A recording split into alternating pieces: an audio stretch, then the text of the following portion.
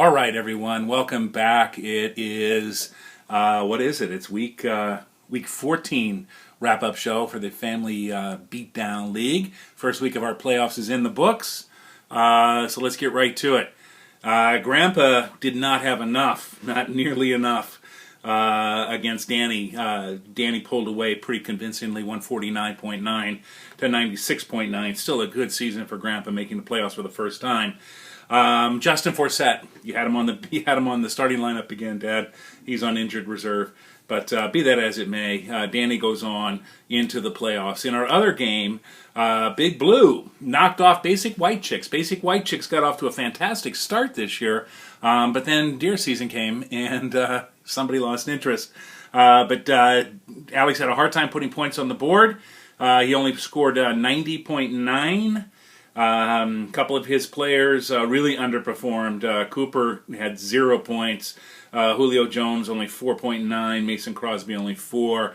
Big Blue, on the other hand, pretty convincing, 139.5 with Carson Palmer 48.3 points for Veronica to lead the charge. So Veronica moves on. So let's take a look now at our two games for this coming week as our number 1 and number 2 teams now get drug into the action. In our first game, it's going to be Dani against her father, Rick, as Blood, Sweat, and Beer goes into the Swamp Donkeys home stadium there, let's call it the Beef Jack, the Jack Links Bowl, or whatever you want to call it. Just trying to come up with some kind of naming rights there for that fictitious stadium.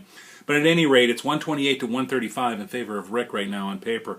Dani's got Thomas Brady going against Tennessee, 42.9, and DeAndre Hopkins against Indianapolis. And then Doug Baldwin against Cleveland. So the good matchups there for Dani. Also, Eric Decker has a good matchup against Dallas. For Rick, Roethlisberger is in the starting spot. Roethlisberger has Denver, but it's in Pittsburgh, so friendly turf there. Rawls, the running back for Seattle, is listed on injured reserve. Rick, you might want to check that. You're not going to get much points there. But Larry Johnson has a favorable matchup against New Orleans, Larry Fitzgerald against Philadelphia, and Williams against Denver. So I don't know, but I think I'm going to put my muscle behind Dani. I want a new champion this year. And in our other game, Big Blue against Moist Men of the Mountain, this is a really tight contest right now. It's 148 to 145 in favor of Veronica. Carson Palmer against Philadelphia, Golden Tate against New Orleans, Antonio Brown against Denver, and then Jonathan Stewart listed as questionable, but Jonathan Stewart going against the New York Football Giants for Veronica. For Moist Men of the Mountain, Derek Carr, 43.2 against Green Bay. Hopefully it doesn't pan out that way. I'm really needing a win out of the Packers. Gronkowski gets a Tennessee matchup, and Brandon Marshall gets a Dallas matchup. I am going to give the win to Moist Men of the Mountain. So there you have it. We've got one more week to play, and then the winners of these two games will meet in our Super Bowl of Super Bowls in the coming weeks.